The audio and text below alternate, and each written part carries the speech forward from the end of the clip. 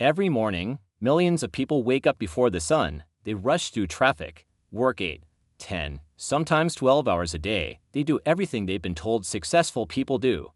Work hard, stay out of trouble, pay your bills, save what you can.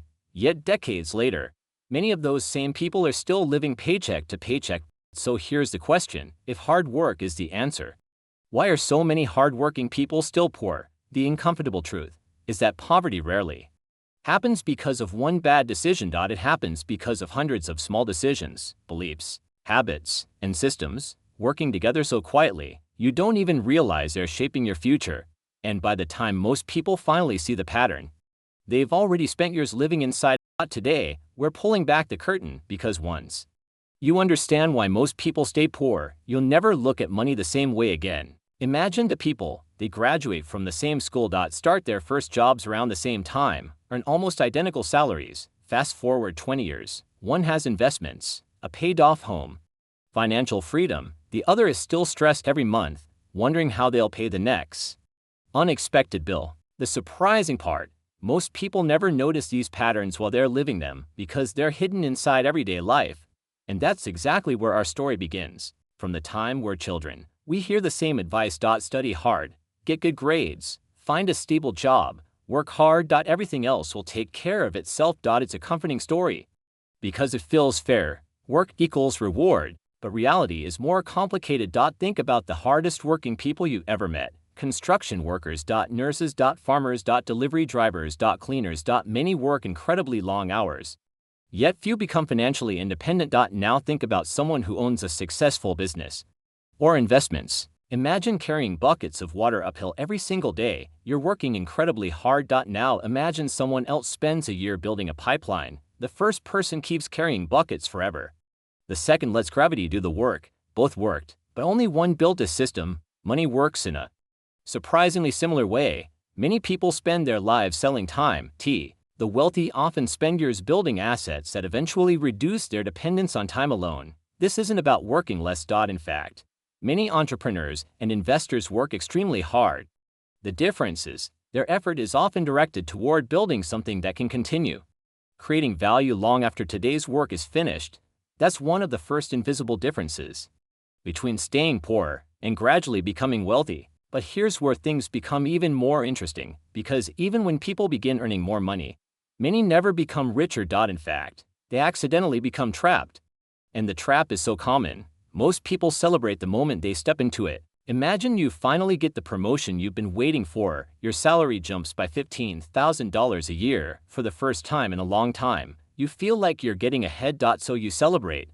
You move into a bigger apartment. Trade in your old car, upgrade your phone, take a vacation you've been postponing. After all, you've earned it. At first, everything feels better. Your life looks more successful. Your friends notice. Your social media looks different. You finally feel like you're making progress. But 6 months later, something strange happens. Your bank account looks almost exactly the same as it did before the raise. Where did all the extra money go? This is what economists call lifestyle inflation. As income rises, spending quietly rises with it. The new car becomes the normal car. The bigger house becomes the normal house. The expensive coffee becomes the everyday coffee. What once felt like luxury slowly becomes routine. And suddenly, your higher income doesn't make you feel wealthier. It simply allows you to afford a more expensive version of the same financial pressure. That's why, too, people earning the exact same salary can end up living completely different lives. One increases their spending, the other increases their investments. At first, their lives look almost identical. Years later, the gap becomes enormous. Not because one earned dramatically more, but because one bought assets, while the other bought liabilities. And that's the difference most people never notice. Let's imagine two neighbors. Both earn a comfortable income, both drive to work every morning, both appear financially successful, but behind closed doors, their lives are completely different. The first neighbor owns very little. The car is financed. The furniture was bought on credit. Several credit cards carry balances every month. Every paycheck is already spoken for before it even arrives. The second neighbor also has a mortgage, but they avoid carrying high-interest consumer debt. They save consistently. They invest regularly. When unexpected expenses happen, they're inconvenient, not devastating. From the outside, They look almost the same, but financially, they're living in different worlds. Debt itself isn't always bad. A mortgage on a reasonably priced home or a loan to build a profitable business can help create long-term value. The real danger is high-interest debt used for consumption.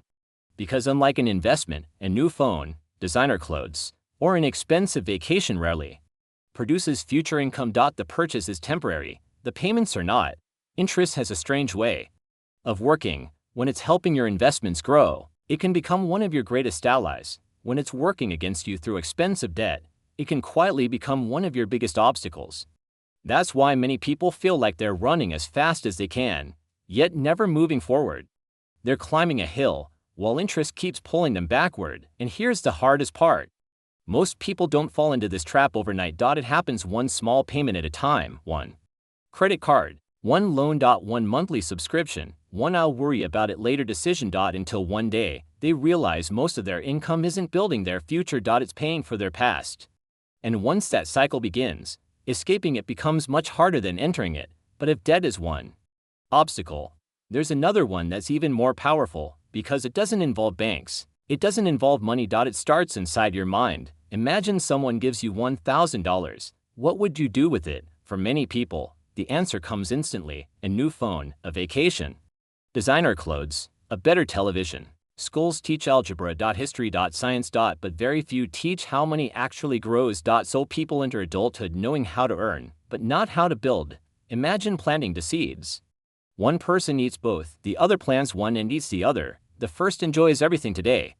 The second has less today, but much more tomorrow. Money works the same way. Every investment is a seed. Every unnecessary purchase is a seed that never gets planted. The problem isn't enjoying life.